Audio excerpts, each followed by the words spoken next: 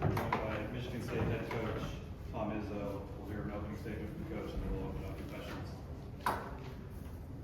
Well, I'm not sure we deserved to win the game the way we played in the middle of it. I said that at USC we didn't compete as hard as we normally do. We turned the ball over a little too much and we missed a lot of free throws. Here I thought against Mick's team, because he's a hell of a coach, does a hell of a job. We competed, we made our free throws, we turned the damn ball over 16 times to their 3, and that was the difference in the game. That along with a couple of things at the end there where we just, to be good teams on the road, you gotta play hard enough, but you gotta play smart enough. And I thought we made some plays early in that game that weren't smart enough. So that's the only disappointment I had. I'm actually proud of my team. It's, you know, the road trip's the road trip. It isn't as easy as I thought it would be, and yet it was great. As far as all the things, the practices, and everything you could have, but it's a long time on the road for college guys, and I thought we handled it pretty well. We just didn't, I mean, we got beat by, you could call them the hottest team in the league right now, and deservedly so. He's got a lot of weapons, he plays a lot of people, he does a hell of a job with them, and like I said, we played well enough, we didn't play smart enough, and we turned the damn ball over too much, and that was the difference, and they didn't turn it over at all, give them credit. I mean, we both shot average because both teams went at each other. It's amazing. Because one of the other things we did poorly the other night was rebound the ball. Don't rebound this team 45 to 27. I think it speaks a little bit about our character and our toughness, and that was something I needed to find out too. So I'm going to leave here with a better basketball team, but it's not good enough until we realize playing hard is not just the ticket. You got to play hard, smart, and good. And we got some work to do. What were you looking for on the final possession? Well, we were looking at ball screen it high and either drive it, and we brought a guy off the triple, which he was open, but we didn't know if they were going to press us, so we didn't know how much time we'd have. They ran a hell of a play to get what's his name that shot. I mean, we know they isolate both him and the guard on those plays, and you know, they isolate Mac going one way, but what they did with Bailey was good. And he made a hell of a shot, you know. I thought we did a pretty good job on Daly, a pretty good job on Billadu. But we did a kind of a poor job on Clark. He had 13 at half. But guys, it was the turnovers. I mean, you can't do that. So. One of the two things. One, obviously the last turnover with Jackson, the travel. Was that a spot where you maybe wanted to kick it out there and try and reset?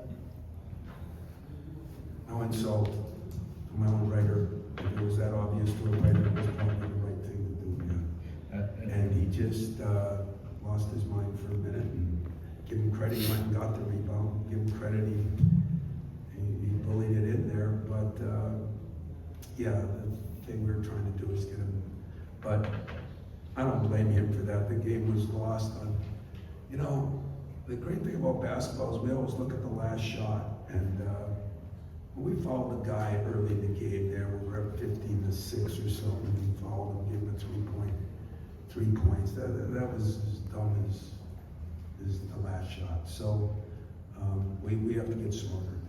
You know, the other thing I wanted to ask you about with those turnovers was that start of the second half in particular. I think they got 8 points off those first 4 early on. It's just, I mean, it's unexcusable. It's ridiculous. And you know what? It was a good one. And I've heard Mick go off. You've heard me go off. This one should be blamed to the coach, because everything's blamed for the coach. It's always the coach's fault. The players should be blamed too.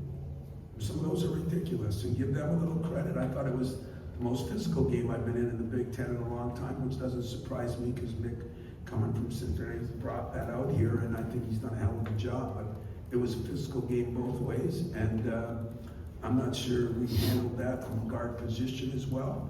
And some of the turnovers were just, I mean, we should give helmets to some of the people in the first row because the ball was just kind of flying over there. And it was BS. Coach, you mentioned that you guys had a hot start, and when you got kind of cooled off a bit was when Neymar came in. Just looking at kind of go up against him offensively, defensively, what kind of challenges does he bring? And you feel like he kind of disrupted that momentum. I think Nick has done a great job bringing that kid along. I saw him earlier in the year. I didn't think he was very good. And I saw him in the last 4 or 5 games. I think he's really good. He creates some problems for you offensively, but there's some easier coverages too at times when he's out on the floor. Billadou is, I think, a hell of a player. I think he's an underrated player. You know, he's got a great first step. He can shoot a three. He can get the ball in. I really am impressed with him too. But between the two of them, they give you two different things. You know, one gives you enormous size, and to be honest with you, I thought the guy that played the best for us, you know, by far, I don't know what his stats were. But Cooper, you know, he had 9 rebounds, but he did a hell of a job defensively walling them, and deserves a lot of credit because that kid's gonna be really good, but he is a good player right now. Clark had 13 in the first half, 1 in the second. What did you do to? We asked to get one of back our in? guys to guard him. It was really a coach's genius play. We just said, we think we could guard him a little bit better. And we did not press up on those ball screens, and you know, we made a couple mistakes on the out of bounds, which they do a very good job of running their out of bounds plays, but we did a very good job of covering it in practice. And when the lights went on, we didn't cover it as well. We got hurt a couple times, and he was one of them. But he did play very well early, and we did do a very good job on him late. Was Jace subpar physically? Yeah, he was, and he's bummed out because he thinks he makes most of those shots, and he does, and then he got hurt. But you know, he had been hurt last week and missed some practices, and I ain't worried about Jace. I like the fact that he'll take it in there.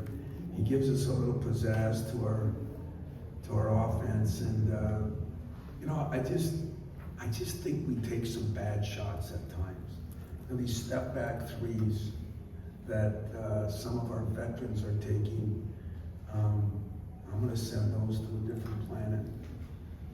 You know, and we just got off to a bad start after we got the lead with some question mark shots. It's like, you've heard it, in the zone. You know, well, usually a pro guy's got to hit like 6 in a row to be in the zone. My guy hits 1 or 2 and they think they're in the zone. And sometimes the zone is the ozone. And so we got to get in a better zone. Time for one more question. I'm wondering about the shot clock situation, because it seemed like there were a lot of end-of-clock situations where whoever had the ball just seemed a little out of sorts. Was there any reason for that, like, at all, or was it just a happenstance thing? Well, we had some different lineups in there at times, and I'm not sure we did a very good job of communicating it, but I think you got to realize that is a very, very good defensive team too, and some of it is their defense. You know, we have some limitations at times. If we play book, we got a good pick and pop guy. The problem is Ben Jackson has been struggling lately, and he's a big key to getting some points. And we need him. We need to get him back. We need to get Book. And if Coop can keep playing like he's playing, we'll be fine there. And then Trey and Jaden just gotta, you know, take care of the ball and take some, you know, Jaden ended up 6 for 14, but he's just a better shooter, and he's making good shots into bad shots, and we gotta correct that somehow. Yeah, we probably looked a little bit dysfunctional, but I think some of that was, they're a pretty good defensive team, and with their size, game. It was hard to go inside, which we've been doing more of. And when our shooters weren't shooting, that probably created some issues. That's all I got Got time beat by a for. good Thank you. team, guys. UCLA is a really good team, and give him a lot of credit too, because we all know they lost 4 in a row and they were pronounced dead. And I talked to Nick during that time, and they all know they went off. Sometimes we've got to realize that, you know, teams need certain things, and players are a little more difficult to deal with this day and age, and sometimes you need a jolt. And he gave one, and what's he won, 6 in a row now? 6. Huh? Yes. Better hope he keeps yelling.